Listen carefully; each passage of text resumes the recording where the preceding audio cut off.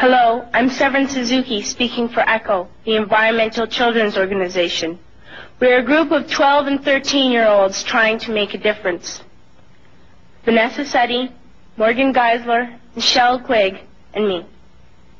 We've raised all the money to come here ourselves, to come 5,000 miles to tell you adults you must change your ways. Coming up here today, I have no hidden agenda. I am fighting for my future. Losing my future is not like losing an election or a few points on the stock market. I am here to speak for all generations to come. I am here to speak on behalf of the starving children around the world whose cries go unheard. I am here to speak for the countless animals dying across this planet because they have nowhere left to go. I am afraid to go out in the sun now because of the holes in our ozone. I am afraid to breathe the air because I don't know what chemicals are in it. I used to go fishing in Vancouver, my home, with my dad, until just a few years ago we found the fish full of cancers. And now we hear of animals and plants going extinct, every day vanishing forever. In my life, I have dreamt of seeing the great herds of wild animals, jungles and rainforests full of birds and butterflies, but now I wonder if they will even exist for my children to see. Did you have to worry of these things when you were my age? All this is happening before our eyes, and yet we act as if we have all the time we want and all the solutions.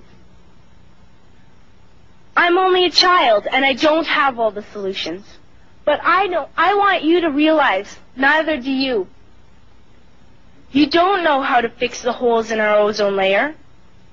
You don't know how to bring the salmon back up in a dead stream. You don't know how to bring back an animal now extinct.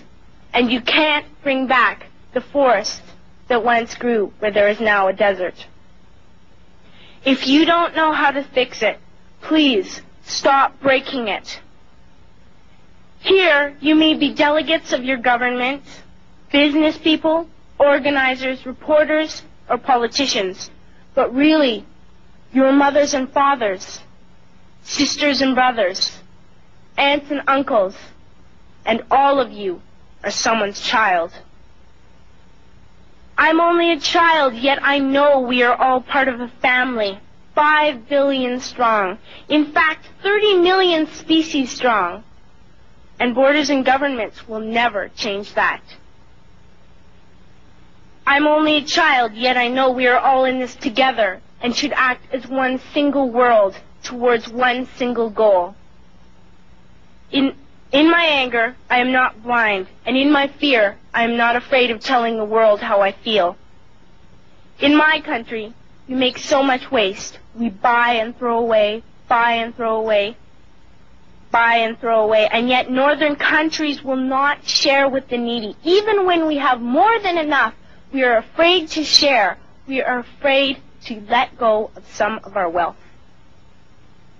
In Canada, we live the privileged life, with plenty of food, water, and shelter. We have watches, bicycles, computers, and television sets. The list could go on for 2 days. 2 days ago, here in Brazil, we were shocked when we spent time with some children living on the streets. This is what one child told us. I wish I was rich.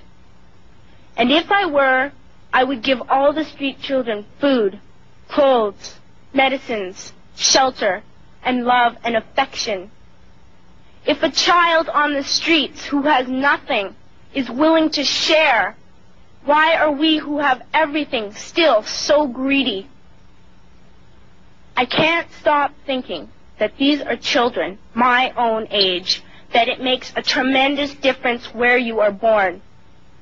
That I could be one of those children living in the favelas of Rio. I could be a child starving in Somalia, or a victim of war in the Middle East, or a beggar in India. I am only a child, yet I know if all the money spent on war was spent on finding environmental answers, ending poverty, and finding treaties, what a wonderful place this earth would be.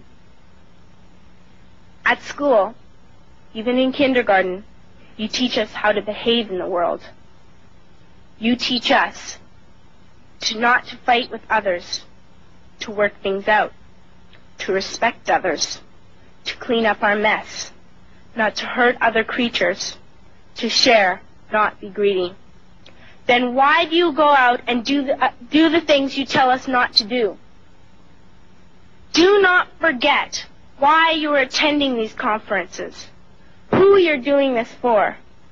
We are your own children. You are deciding what kind of a world we are growing up in. Parents should be able to comfort their children by saying, everything's going to be all right. It's not the end of the world, and we're doing the best we can.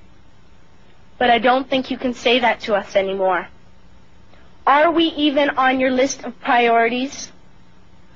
My dad always says, you are what you do, not what you say. Well, what you do makes me cry at night.